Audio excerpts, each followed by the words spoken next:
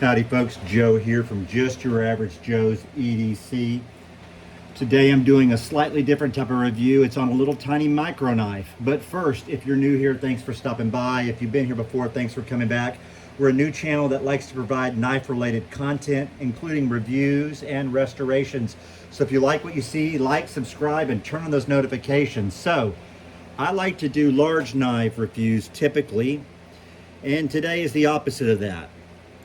This is the Uncle Henry Schrade LB1 Cub, and it is a variant model that actually has a bail on it for keychain carry. Now, this knife itself is very small, and it's obviously intended for fifth pocket carry or keychain carry. I kind of imagine one of the meaner and rougher, tougher characters in the Toy Story movie threatening the Ken doll with this and making him cry. It's a good little pocket knife though. This knife was originally intended just for that, for keychain carry, and that's why they have the bail on it.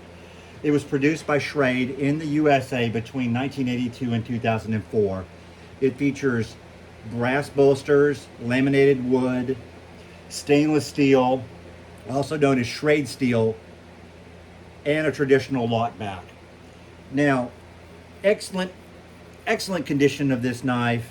Versions of this knife in excellent condition could show up on eBay all the way up to $75, but most of them are $25 and down. Now, this particular one I bought as a larger eBay haul.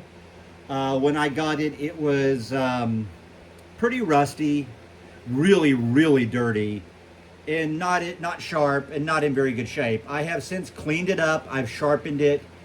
I've oiled it, and I've actually soaked it in a mineral oil bath to help get all the gunk out of it, and oil the interior to make it slide better. Now, the lock was not solid when I got it, and as you can see here clearly, I am pushing very hard and the lock is not shutting. It's not failing on me. So the lock is now solid. When I first got this knife, if I had tried this, I would slice my hand open because the lock failed miserably. However, with some cleaning, putting the knife in the half-stop position and cleaning it out with the dental tool and a cleaning patch and doing the other oiling I talked about, I was able to get the lock to secure once again. Now, I have seen this knife featured in other videos, and there is walk and talk on the knife. This one has no walk and talk whatsoever. I assume that the walk and talk just disappeared from the knife over the years. I don't think taking apart this knife is the best idea in the world. It's small, it's delicate, and just to try to get some walk and talk back on it, I don't know that that's a great idea. So I'm going to leave it as it is.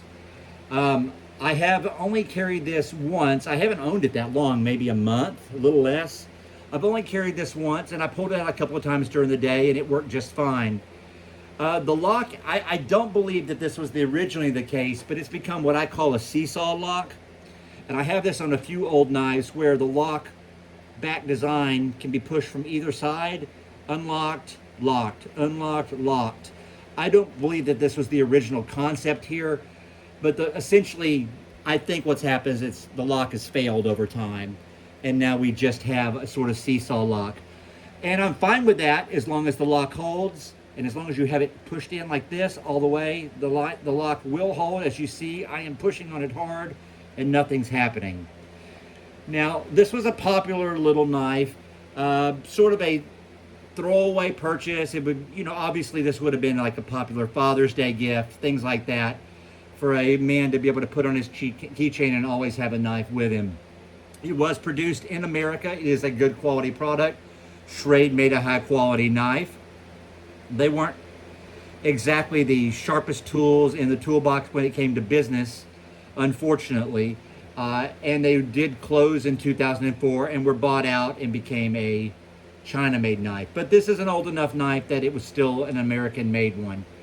I am happy to have it. I think it was a good purchase. It was not what I was searching for that day. It just happened to be part of a larger knife haul, all of which I am working on restoring or have already restored. But this is something that I'm happy with. I like this little knife, and I'm going to hang on to it. It was sort of a forgotten one in the purchase. I really didn't think about it much one way or the other. But now that I own it, I'm happy to own it. And I think it's a cool little piece of American history. I hope you guys have a great day. Thanks for tuning in. Goodbye and God bless.